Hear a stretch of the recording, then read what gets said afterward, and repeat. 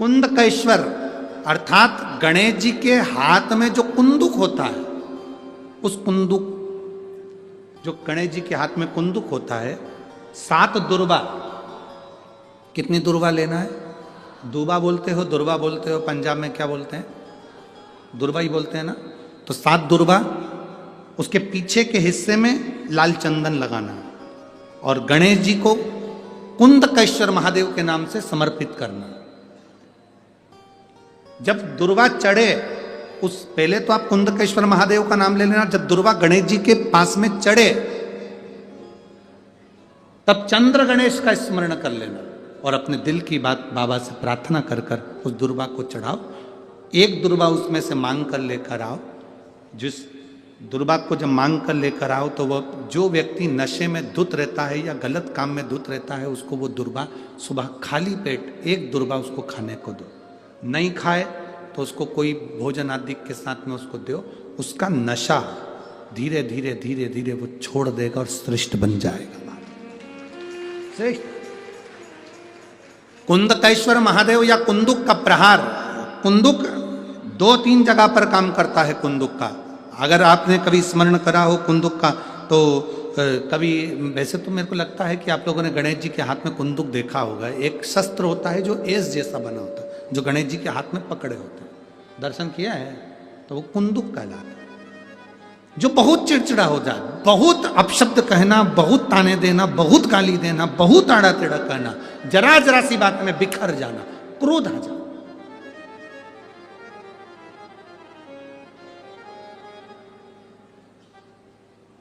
श्वेत पुष्प, सफेद पुष्प बेलपत्री के साथ जब देवाधिदेव महादेव के ऊपर समर्पित करा जाता है, थोड़ी देर चढ़े रहने के बाद बेलपत्र और श्वेत पुष्प में से सफेद पुष्प उठाकर बेलपत्री के वृक्ष के नीचे समर्पित कर दिया जाता है, जो शिवलिंग पे चढ़ाया गया, और उसका एक श्वेत पुष्प उठाकर शिव का चढ़ा हुआ बेलपत्री के वृक्ष के नीचे समर्पित कर दिया जाता है।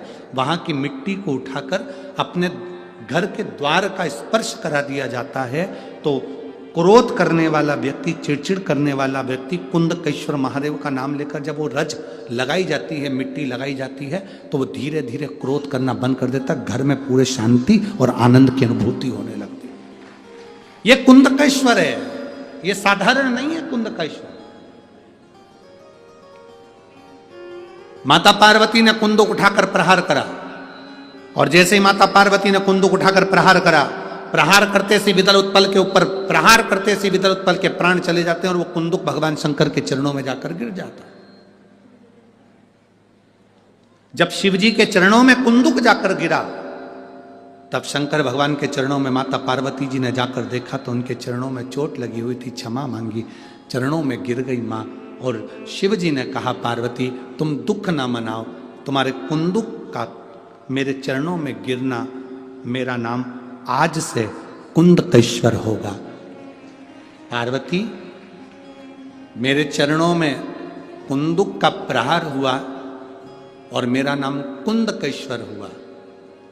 आज के बाद मृत्यु लोक में रहने वाला व्यक्ति, उसके शरीर में अगर कोई रोग, कोई दुख व्यापेगा और वो मेरे कुंदकेश्वर की कथा को पूरी सुन लेगा या कुंदकेश्वर के नाम का उच्चारण कर लेगा, तो उसके दुख का, उसके शरीर के रोग का मैं निवारण कर दूंगा। वो कुंदकेश्वर महादेव है।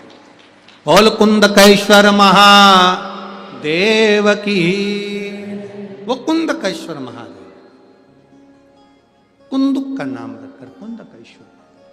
आपसे निवेदन, कभी आपको लगे कि दवाई औषधि काम नहीं कर रही, आप कुंदकेश्वर का नाम लें।